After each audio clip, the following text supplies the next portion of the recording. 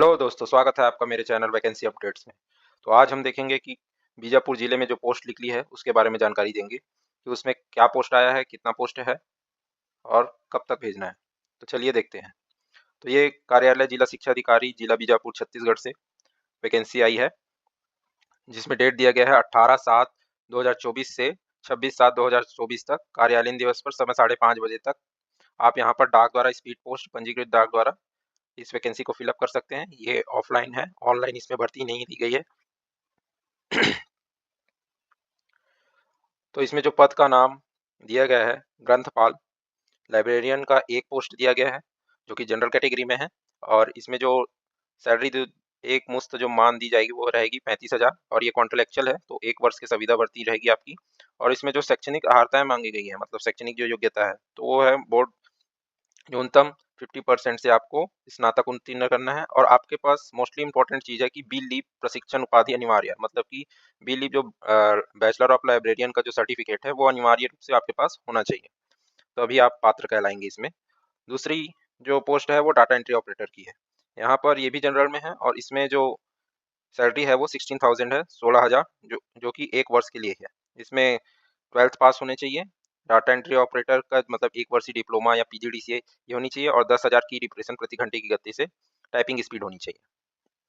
तीसरी जो भर्ती है वो भृत्य के लिए है, प्यून के लिए, जिसमें अनारक्षित वर्ग भी है और एसटी वर्ग भी है, जिसमें 12,000 सैलरी है और ये भी 1 वर्ष के लिए रहेगा। इसमें सामान्य बोला गया है कि 50% परीक्षा फल के साथ 8वीं उत्तीर्ण होना चाहिए। यदि अभ्यर्थी किसी अंक ग्रेड व्रेड जिनका भी ग्रेड में होगा 8th का अंक सूची, उसको आप अपने स्कूल में जाके परसेंटेज में करवा के लाना है, जिससे क्या हो, यहाँ पर आपका परसेंटेज के बेस पे मेरिट लिस्ट रेडी होगा। नहीं तो ये क्या करेंगे, ये रिटर्न कर देंगे, आपका नाम अपात्र सूची में आ जाएगा, पात्र में नहीं आएगा। तो इस चीज़ का ध्यान रखें। तो ये 3 पोस्ट लिखी हुई हैं। और इसमें जो चयन प्रक्रिया है ग्रंथपाल के लिए, तो चयन प्रक्रिया में बोला गया है कि 12वीं स्नातक एवं बी लीव के प्राप्त अंकों के प्रतिशत के आधार पर मेरिट सूची तैयार की जाएगी। मतलब दोस्तों, इसके लिए आपको कोई इंटरव्यू, कोई किसी भी प्रकार की का एग्जाम नहीं होगा, डायरेक्ट मेरिट बेस पे आपका सिलेक्शन होगा,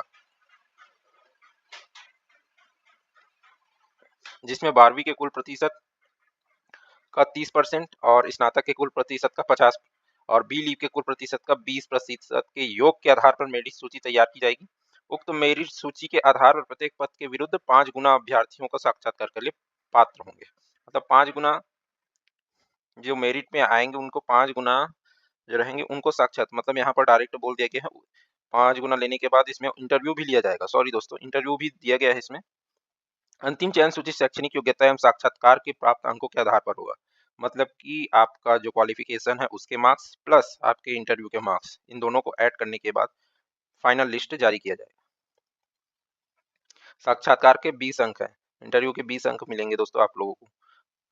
दूसरा है जो है डाटा एंट्री ऑपरेटर, इसमें 12th पास बोला गया है, परसेंट बेस पे ये भी है। और उसके बाद ये है कि 5 गुना अभ्यर्थियों को स्किल टेस्ट के लिए बुलाया जाएगा, टाइपिंग टेस्ट होगा, उसके बाद फाइनल लिस्ट जारी करेंगे, जिसमें 50-50% शैक्षणिक योग्यता और स्किल टेस्ट का लिया जाएगा। वृत्ति के लिए है चयन प्रक्रिया में 8वीं के शैक्षणिक योग्यता के प्राप्त अंक के आधार पर अंतिम चयन सूची तैयार की जाएगी। और इसमें लास्ट में बोला गया है कि चयन संबंधित उपयुक्त नियम चयन समिति के पास रहेगा, जिसमें वो बदलाव कर सकते हैं, ये तो हमेशा ही ऐसे रहेगा। इसमें ये ध्यान रखना है कि जो आवेदन जमा करने की तिथि है वो 18/7/2024 से 26/7/2024 तक है, कार्यालयीन दिवस 5:30 बजे तक। इसके पहले अगर कोई क्या बोलते हैं, इसके बाद अगर जाता है तो वो उसको एक्सेप्ट नहीं करेंगे।